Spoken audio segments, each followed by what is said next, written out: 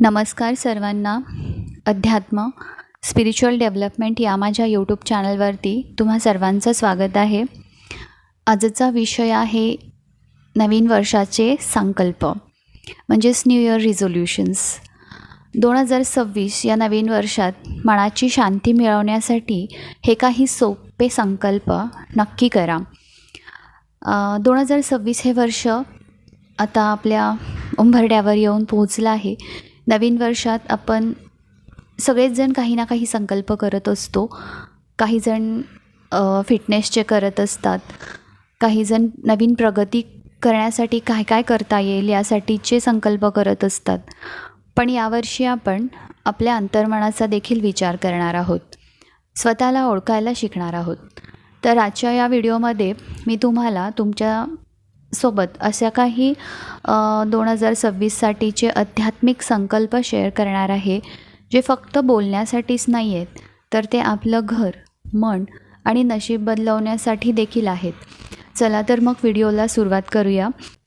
तर सर्वात पहिला संकल्प आहे, रोजचे किमान 5 मिनटं तरी आपण देवाचं नामस्मरण करायचं आहे. जर तुमच्याकडे वेळ नसेल, रोजची नित्यसेवा करणे शक्य नसेल, तर किमान 5 मिनटं तरी तुम्ही देवाचे नामस्मरण करायचे आहे. तर दुसरा संकल्प आहे, नकारात्मक बोलणं टाळायचं आहे. माझ्याकडून हे नाही होऊ शकणार, मला हे नाही जमणार, असे शब्द बिलकुल नाही काढायचे.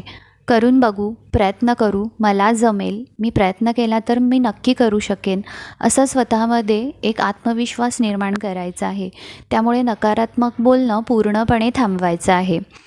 तिसरा संकल्प आहे, आठवड्यातून किमान 1 दिवस तरी मौन पाळायचं आहे आणि डिजिटल उपवास करायचा आहे. आता हे बऱ्याच जणांना शक्यच होणार नाही आहे, पण 1 दिवस राहू देत, ॲटलिस्ट 1 तास तरी आपण सोशल मीडियापासून दूर राहायचा प्रयत्न तरी करूयात आणि शक्य तितकं कमी बोलूयात.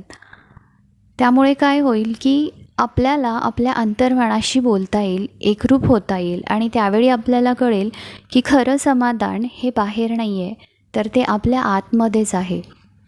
आणि चौथा संकल्प आहे, आई वडील, गुरुजन यांचा मान राखणं, आदर राखणं. फ्रेंड्स, आज आपण बरीच अशी मुलं पाहतो जी आपल्या आईवडिलांना उलट उत्तरं देतात, प्रत्युत्तर करतात. गुरुजनांचा म्हणजेच त्यांच्या टीचर्सचा ते बिलकुल आदर नाही करत, त्यांनाही ते एकेरी नावाने बोलवतात. तर हे खूप चुकीचं आहे. आपण शक्य तितकं आपल्या आईवडिलांना प्रत्युत्तर न करण्याचा, तसेच आपल्या गुरुजनांना, आपल्या टीचर्सना रिस्पेक्ट देण्याचा प्रयत्न करायचा आहे. जी कोणी छोटी मुलं स्कूलला जाणारी असतील, माझा व्हिडिओ पाहत असतील, त्यांना मी रिक्वेस्ट करते की तुम्ही प्लीज तुमच्या आईवडिलांचा, तुमच्या टीचर्सचा मान राखा, त्यांना रिस्पेक्ट द्या.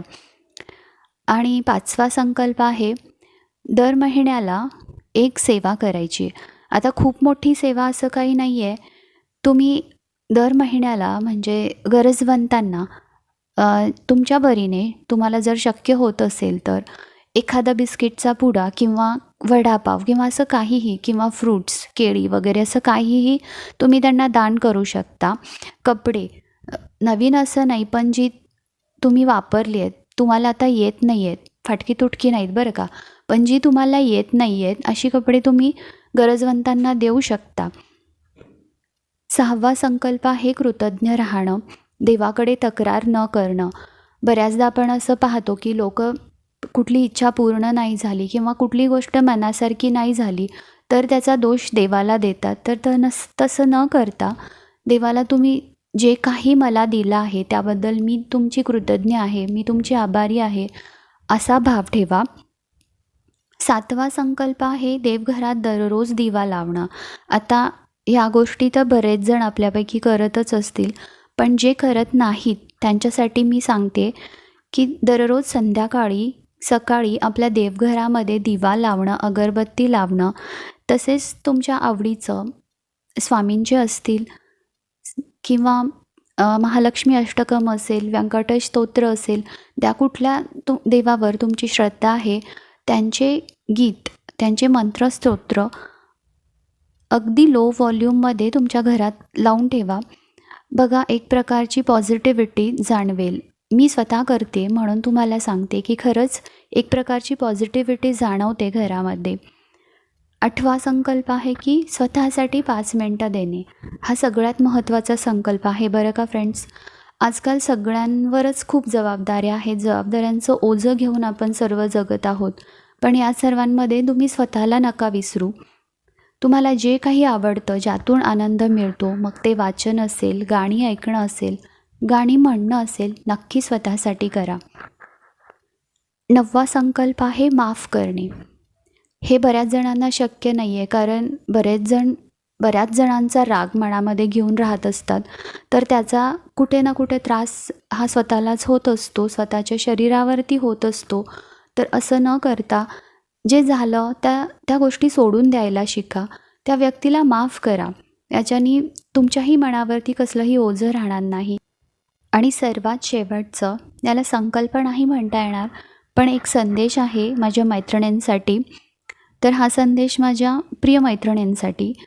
घर चालवताना, जबाबदाऱ्या सांभाळताना प्लीज तुम्ही स्वतःला नका विसरू.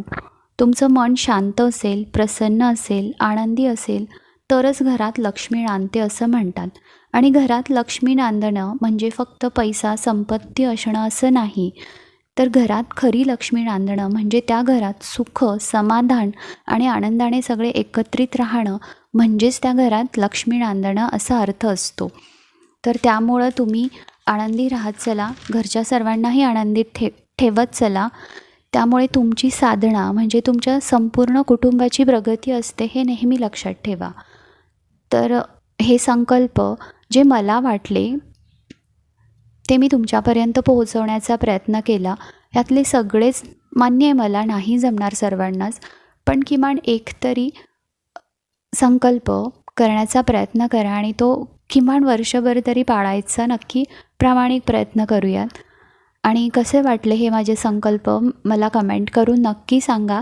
आणि पुढचा व्हिडिओ पाहायला नका विसरू, कारण त्या व्हिडिओमध्ये मी आध्यात्मिक नित्यसेवा यांबद्दलचाही संकल्प कसा असेल, म्हणजे पुढच्या वर्षीपासून तुम्ही कोणत्या प्रकारच्या नित्यसेवा करू शकता यावरतीही एक छोटासा व्हिडिओ बनवणार आहे. तर तोही नक्की पहा. आणि हा व्हिडिओ जर आवडला असेल तर लाईक, शेअर, सबस्क्राईब नक्की करा.